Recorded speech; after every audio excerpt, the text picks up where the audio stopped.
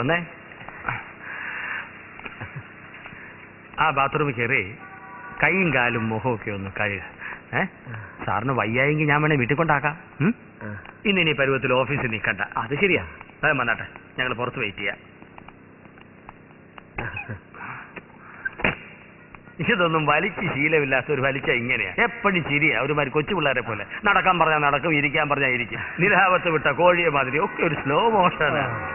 Explain ചെയ്യുന്നത് കേട്ടാൽ അറിയാം നല്ല തിട്ടമാണെന്ന്. പിന്നെ ആരായി കൂടെ വായി നോക്കി നടന്നപ്പോൾ ഇതല്ലായിരുന്നു സ്ഥിരം പണി. വിനാശകാലേ വിപരീത ബുദ്ധി. താൻ ഏതായാലും ഇവിടെ നിൽക്കാം. കുറച്ച് വെള്ളം വീഴുമ്പോ ശരിയാവുന്നു.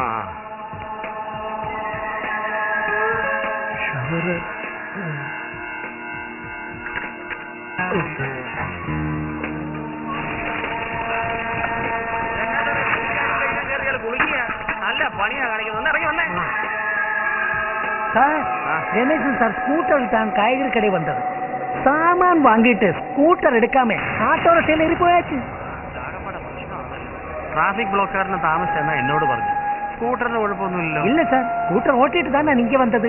ഇതൊക്കെ സ്കൂട്ടർ കീഴ വെച്ചിരിക്ക്. ഇത് കള്ളും കഞ്ചാവും ഒന്നും അല്ല, വേറെ